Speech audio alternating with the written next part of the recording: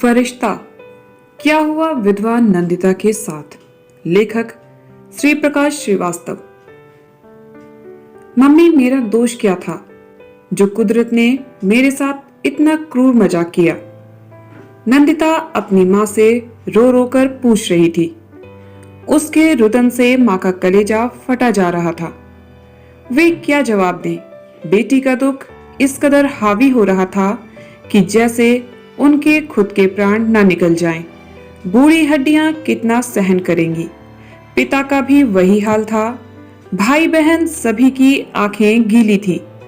सभी उसे धैर्य बंधा रहे थे, मगर वह थी कि रोना बंद करने का नाम नहीं ले रही थी। नंदिता की यह दूसरी शादी थी।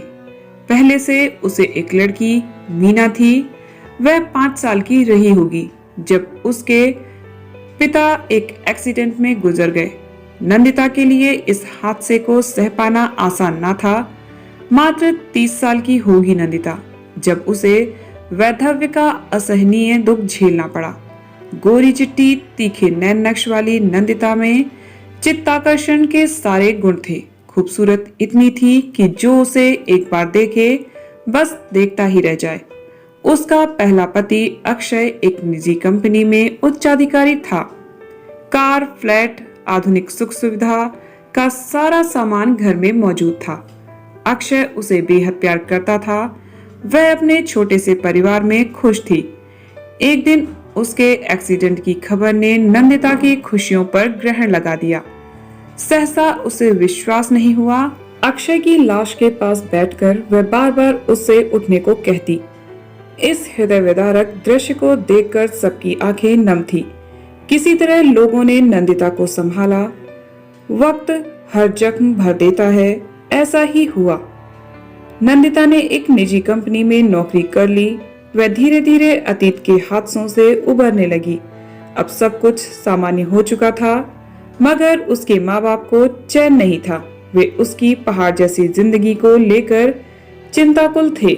वे चाहते थे कि नंदिता की दूसरी शादी हो जाए ताकि उसकी जिंदगी में आया सूनापन भर जाए। कब तक अकेली रहेगी? क्या अकेले जिंदगी काटना एक स्त्री के लिए आसान होगा? माना कि वह अपने पैरों पर खड़ी है, फिर भी जब काम से घर आती तो अपने आप में खोई रहती। ना किसी से ज्यादा बोलना, ना किसी से जिरह करना। यकीनन अकेलापन उसे अंदर ही अंदर बेचैन किए हुए था। भले ही जाहिर ना करे, पर क्या माँ बाप की अनुभवी नजरों से छिप सकता है? वे बेटी की दुर्दशा देखकर गहरी वेदना से भर जाते।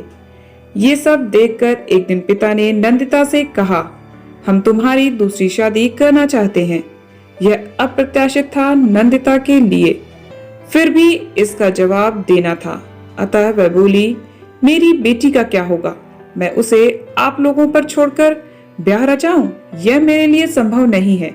अगर लड़का तुम्हारी बेटी को अपनाने के लिए तैयार हो जाए तब क्या स्वीकार करोगी? ऐसा कैसे हो सकता है जो किसी और से पैदा बेटी को अपनी बेटी माने? सब एक जैसे नहीं होते। एक ऐसा ही रिश्ता आया है। लड़के को कोई ऐतराज नहीं है। वह सरकारी नौकरी में है। पहली पत्नी से 2 संतानें हैं। एक 15 साल का बेटा और एक 10 साल की बेटी है। पिता बोले, उनके पालने की जिम्मेदारी मेरी होगी। पालना क्या है? दोनों अपने पैरों पर खड़े हैं। सिर्फ साथ की बात है जिसकी तुम दोनों को जरूरत है। पिता के कथन पर नंदिता ने सोचने के लिए समय मांगा। उसने हर तरीके से सोचा, फिर इस फैसले पर पहुंची कि उसे शादी कर लेनी चाहिए। इससे जहां उसके माँ बाप की चिंता कम होगी, वहीं उसे भी आर्थिक सुरक्षा मिलेगी। माँ बाप कब तक जिंदा रहेंगे? भैया भाभी का क्या भरोसा? कल वे बदल गए तो क्या बेटी को लेकर जीना आसान होगा? नंदिता की रजामंदी के बाद एक दिन उसके ऑफिस में उसका भावी पति विश्वजीत उसे देखने आया। सांवला रंग, सामान्य कदकाठी, सिर पर नाम मात्र के बाल, नैन नक्श ऐसे मानो 19वीं सदी के हों। नंदिता को वह जमा नहीं। उसका पहला पति बेहद स्मार्ट था, MBA किया। वहीं विश्वजीत देखने से ही सरकारी विभाग का बाबू लग रहा था। न ढंग से कपड़े पहने थे, ना ही बातचीत में स्मार्टनेस की झलक थी। उसका मन उदास हो गया। विधवा ना होती तो आज भी उसके लिए कुंवारों की कमी ना थी। आपका नाम नंदिता है? विश्वजीत ने पूछा। जी, नंदिता मुस्कुराई। मेरा नाम विश्वजीत है। अगर आपको ऐतराज ना हो तो आज शाम किसी रेस्टोरेंट में चलते हैं। कुछ देर के लिए नंदिता हिचकिचाई, फिर खुद को संयत कर उससे क्षमा मांगकर एकांत में आई। अपनी माँ को फोन लगाया। माँ ने उसके साथ जाने की इजाजत दे दी। ना चाहते हुए भी वह विश्वजीत के साथ रेस्टोरेंट में गई। कॉफी के शिप के बीच विश्वजीत बोला, क्या आप शादी के लिए तैयार हैं? नंदिता के सामने दूसरा कोई चारा ना था। उसे लगा रंग रूप अपनी जगह है, मगर जिंदगी जीने के लिए एक पारिवारिक व्यक्ति होना बेहद जरूरी है। साथ में उसका आर्थिक भविष्य भी सुनिश्चित हो। यही सब सोचकर उसने उसके रूप रंग को नजरअंदाज कर दिया। मुझे अपनी बेटी की फिक्र है। क्या उसे आप पिता का नाम देंगे? नंदिता के चेहरे पर चिंता की लकीरें साफ थीं।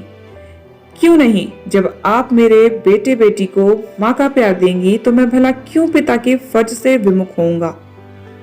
आपकी बेटी मेरी बेटी होगी। भरोसा रखिए, मैं आपको शिकायत का मौका कभी नहीं दूंगा। मुझे अलग से कुछ नहीं चाहिए। मैं सिर्फ इस बात के लिए आश्वस्त होना चाहूंगी कि आप अपने और मेरे में कोई भेद नहीं करेंगे। ऐसा ही होगा। विश्वजीत मुस्कुराया। नंदिता को विश्वजीत के कथन में सत्यता नजर आई, सो शादी के लिए हाँ कर दी। शादी संपन्न हो गई। नंदिता ने नौकरी छोड़ दी। धीरे धीरे उसने खुद को नए माहौल के अनुरूप ढाल लिया। विश्वजीत के लिए वह किसी हूर से कम नहीं थी। करीबियों को छोड़िए, उसके दूर दूर के रिश्ते में नंदिता जैसी कोई खूबसूरत महिला नहीं थी। इसी के बल पर वह विश्वजीत के दिल पर राज करने लगी। विश्वजीत की हालत यह थी कि जब उसे नंदिता धकेलती तब कहीं ऑफिस जाता, वरना उसी के मुंहपाश में बंद कर समय काटना उसे अच्छा लगता। ऑफिस जाता तो भी नंदिता को 10 बार फोन लगाकर अपना हाल दिल बयां करता रहता। 2 साल गुजर गए। इस बीच वह एक लड़के की मां भी बन गई। बच्चा दोनों की सहमति से पैदा हुआ। नंदिता के लिए यह अच्छी खबर थी। एक लड़की तो थी ही, अब वह एक लड़के की भी मां बन गई। बच्चे की मां बनते ही नंदिता का पूरा ध्यान उसी पर लग गया। लड़का पूरी तरह अपनी मां पर गया था। एकदम गोरा था। कहीं से नहीं लगता था कि वह विश्वजीत का बेटा है। ऐसा बेटा पाकर विश्वजीत निहाल था। यूं बेटे का नाम सुबोध रखा। एक दिन विश्वजीत की बड़ी बहन सुमन हालचाल लेने आई। जब तक विश्वजीत की दूसरी शादी नहीं हो गई थी तब तक घर की देखभाल वही करती थी। जब शादी हो गई तो आना जाना कम कर दिया। उसका अपना भी परिवार था। विश्वजीत का हाल लेने के बाद वह विश्वजीत की पहली पत्नी से पैदा बेटे अंकित और बेटी अनुराधा के कमरे में आई। विश्वजीत नंदिता के साथ नीचे रहता तो उसकी दोनों संतानें दूसरी मंजिल पर। पढ़ाई लिखाई कैसी चल रही है? कमरे में घुसते ही विश्वजीत की बहन ने पूछा। दोनों बच्चे अपनी पढ़ाई छोड़कर बुआ की तरफ मुखातिब हो गए। ठीक चल रही है, अंकित बोला। क्या बात है, तुम्हारी आवाज इतनी दबी क्यों है? सब ठीक तो है? सुमन ने भाप लिया। उसने फिर पूछा, नई माँ कैसी हैं? अंकित समझदार था इसलिए कुछ नहीं बोला। वहीं अनुराधा बोल पड़ी, पापा ऊपर बहुत कमाते हैं, ज्यादातर नीचे नई माँ और बच्चे के साथ रहते हैं। पहले रोज हमारे लिए बाजार से कुछ न कुछ लाते थे, अब सिवा डांटने के उन्हें कुछ नहीं सूझता। सुनकर सुमन को दुख हुआ। उसे अपने ही बच्चे पराये लगने लगे। ऐसा होना स्वाभाविक था, मगर इस कदर अपने बच्चों से बेखबर हो जाएगा, इसकी कल्पना उसने नहीं की थी। सुमन को विश्वजीत का दोबारा बाप बनना न गवारा गुजरा। जब पहले से ही 2 संतानें थीं, नंदिता की जोड़े तो 3, उस पर एक और बेटा लाना कहाँ की समझदारी थी। सुमन को विश्वजीत मूर्ख लगा, जो अपनी बीबी के रंग रूप में ऐसा डूबा कि सही गलत का फैसला भी नहीं कर पाया। सुमन पहले से ही उसके इस फैसले से खिन्न थी। एक बार सोचा विश्वजीत से इस संदर्भ में बात करे, उसे दुनियादारी सिखाए, पर फिर अगले ही पल सोचा यह उन लोगों का आपसी मामला है, बिना वजह बुरा बनेगी। विचार प्रक्रिया बदली तो सोचा उनका आपसी मामला बताकर क्या वह अपनी जिम्मेदारी से नहीं भाग रही? क्या उसका इस परिवार पर कोई हक नहीं? सगी बहन है, कोई सौतेली माँ नहीं। जब कोई नहीं था तो उसी ने अपने परिवार का हरज करके विश्वजीत का घर संभाला। अब उनका आपसी मामला बताकर किनारा कर ले? उसका मन नहीं माना। उसे अंकित और अनुराधा की फिक्र थी, इसलिए विश्वजीत को रास्ते पर लाना जरूरी लगा। विश्वजीत, आजकल तुम अपने बच्चों पर ध्यान नहीं दे रहे हो। वे बेचारे खुद को उपेक्षित महसूस करते हैं। अपने बच्चे? यह क्या कह रही हो दीदी? क्या नंदिता के बच्चे मेरे अपने बच्चे नहीं हैं? मैंने यह कब कहा? मगर तुम्हें उन पर विशेष ध्यान देना चाहिए क्योंकि वे बिन माँ के हैं। विश्वजीत को सुमन की बात बुरी लगी। सुमन आगे बोली, सुना है तुमने अनुराधा का नाम पहले वाले स्कूल से कटवाकर उसे एक छोटे से स्कूल में डलवा दिया है। दूसरे कमरे में अपने नवजात को दूध पिलाते हुए नंदिता सारी बातें सुन रही थी। एक बार सोचा इसका प्रतिकार करे, मगर भाई बहन का आपसी मामला समझकर चुप रही। स्कूल इसलिए छुड़वा दिया क्योंकि उसकी फीस बहुत ज्यादा थी। अंकित का पढ़ाई में मन नहीं लग रहा था। ऐसे में बिना वजह महंगे स्कूल में डालने का क्या औचित्य है, इसलिए सस्ते स्कूल में डलवा दिया। सुमन के स्वर में व्यंग का पुट था। तुम उसकी पढ़ाई लिखाई पर ध्यान देते तो वह कमजोर नहीं होता। तुम्हारा सारा ध्यान नंदिता के इर्द गिर्द रहता है। सुमन का कथन विश्वजीत को सूल की तरह चुभ गया। अतः गुस्से में बोला, दीदी बेहतर होगा तुम इस पचड़े में ना पड़ो। नंदिता मेरी पत्नी है, मैं उसका ध्यान नहीं रखूंगा तो कौन रखेगा? बीवी का ख्याल है, अपने खून का नहीं। सुमन तलक स्वर में बोली, अब मैं तुम्हारे घर कभी नहीं आऊंगी। अंकित और अनुराधा को नहीं पाल सकते तो मेरे यहाँ छोड़ देना, मैं देख लूंगी, कहकर सुमन चली गई। विश्वजीत खून का घूंट पीकर रह गया। उसका मन किया कि सुमन को खूब खरी खोटी सुनाए, मगर हिम्मत नहीं हुई। उस दिन पति पत्नी दोनों में इस बात को लेकर खूब कहा सुनी हुई। नंदिता कहने लगी, मैंने सपने में भी नहीं सोचा था कि तुम्हारे बच्चे इस हद तक जा सकते हैं। क्या जरूरत थी सुमन दीदी के कान भरने की? क्या नहीं उन्हें यहाँ मिल रहा है? लगाई बुझाई करना कोई इनसे सीखे। और फिर वह मुंह फुलाकर बैठ गई। विश्वजीत को काफी देर तक उसे मनाना पड़ा, तब जाकर मानी। उधर सुमन का मन विश्वजीत के रवैये से खिन्न था। नंदिता का रूप रंग इस कदर हावी हो गया कि अपना खून ही बेगाना लगने लगा। नंदिता की बेटी को अच्छे से अच्छे कपड़े लाना, बड़े स्कूल में दाखिला दिलाना, बाजार मॉल घुमाना, उसकी उल्टी सीधी हर मांग पूरी करना, प्यार दुलार मनुहार सब नंदिता के ही परिवार तक सिमट गया। विश्वजीत के व्यवहार में आए इस परिवर्तन से उसकी सभी बहनें उससे कटने लगी, मगर विश्वजीत को कोई फर्क नहीं पड़ा। उसके लिए नंदिता ही सब कुछ थी। नंदिता ने इसका भरपूर फायदा उठाया। विश्वजीत के मकान पर नंदिता का नाम चढ़ गया। ऑफिस में पत्नी की जगह नंदिता का नाम हो गया। ये सब नंदिता ने खुद को आर्थिक रूप से सुरक्षित करने के लिए किया। अंकित से कुछ भी छिपाना था। राखी के दिन जब वह सुमन के घर आया तो सारी बातों का खुलासा कर दिया। सारी बात जाने के बाद वह बोली, नंदिता ने अच्छा नहीं किया, आते ही तुम्हारी माँ के सारे गहने ले लिए, अब धीरे धीरे हर चीज पर कब्जा करती जा रही है। माँ का जिक्र आते ही अंकित की आंखें भर आईं। भरे कंठ से बोला, माँ होती तो ये सब ना होता। सब समय का खेल है। कल विश्वजीत के लिए तुम्हारी माँ ही सब कुछ थी। बदलाव आता है, मगर विश्वजीत इतना बदल जाएगा मुझे सपने में भी भान नहीं था। खैर छोड़ो, तुम्हारी पढ़ाई कैसी चल रही है? जल्दी से पढ़ लिख कर अपने पैरों पर खड़े हो जाओ, सब ठीक हो जाएगा। बुआ जी, मुझे अनुराधा की फिक्र होती है। सोचता हूँ जितनी जल्दी हो सके मैं कमाने लायक हो जाऊं ताकि उसकी अच्छी शादी कर सकूं। अंकित की बातों से लगा सचमुच वह समझदार हो गया है। सुमन का मन भर आया। अंकित ने सिविल सर्विसेज की तैयारी की और उसमें सफल हो गया। उसके नौकरी पा जाने पर नंदिता ज्यादा खुश नहीं थी। उसकी नजर में अंकित औसत बुद्धि का लड़का था, वहीं विश्वजीत खुश था।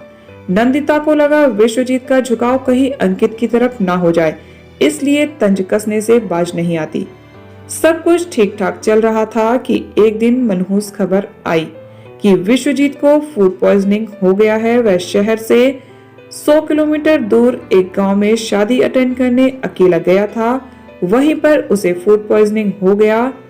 तब तक काफी देर हो चुकी थी, वह रास्ते में ही चल बसा। अंकित फैजाबाद में पोस्टेड था, भागा भागा आया, पिता की लाश देखकर फूट फूट कर रोने लगा। आज पहली बार उसे लगा कि वह सचमुच अनाथ हो गया। पिता के सारे क्रियाक्रम करने के बाद वह वापस जाने लगा तो नंदिता के पास आया। बोला, मम्मी आप यह मत समझिएगा कि आप अकेली हो गई, मैं हमेशा आपके साथ रहूंगा। मोना की शादी मेरे हिस्से की जिम्मेदारी है, जैसे अनुराधा वैसी मोना, मैं आपको शिकायत का मौका नहीं दूंगा। अचानक नंदिता फपक फपक कर रो पड़ी। वहां बैठे सबके सब अचंभित। अंकित पास बैठी सुमन से बोला, बुआ माँ को देखिए क्या हो गया। एक बार की सुमन को लगा क्यों वह उससे सहानुभूति जताने जाए, जैसा किया वैसा भुगते। बुआ की दुविधा अंकित ने भाप ली, उसे अच्छा नहीं लगा। जो भी हो वह उसकी माँ है, क्या उन्हें मझधार में छोड़कर यूं चला जाना उचित होगा? उन्हें दोबारा वैधव्य की पीड़ा झेलनी पड़ी, इससे बड़ा दंड क्या हो सकता है कुदरत का एक स्त्री के लिए। मुझे क्षमा कर दें, मैं स्वार्थ में अंधी हो गई थी। मुझे नहीं पता था कि जिसके साथ भेदभाव कर रही हूँ वह मेरे बेटे से भी बढ़कर होगा। नंदिता का इतना भर कहना था कि सबके मन के भाव एकाएक बदल गए। सुमन को अब भी नंदिता के व्यवहार में आए परिवर्तन पर भरोसा नहीं था। उसे यही लग रहा था कि उसने वक्त की नजाकत को समझकर अपना पैतरा बदल लिया है। फिर एकांत में ले जाकर अंकित को समझाने का प्रयास किया। नहीं बुआ जी, उनका अब मेरे सिवा कोई नहीं है। उन्होंने चाहे जैसा भी व्यवहार मेरे साथ किया हो, मैं अपने कर्तव्य से विमुख नहीं होऊंगा। सुमन को अंकित का कद उससे भी बड़ा नजर आने लगा। वह इंसान नहीं, साक्षात फरिश्ता लगा उसे। वह भाव विभोर हो उठी। तो दोस्तों, आपको ये कहानी कैसी लगी कमेंट करके जरूर बताइएगा। इसी तरह की ढेर सारी कहानियों को सुनने के लिए चैनल को सब्सक्राइब जरूर कर लीजिएगा। मिलते हैं नेक्स्ट वीडियो में एक और नई कहानी के साथ। तब तक आप सब हंसते रहिए, मुस्कुराते रहिए, खुश रहिए। Bye bye, take care.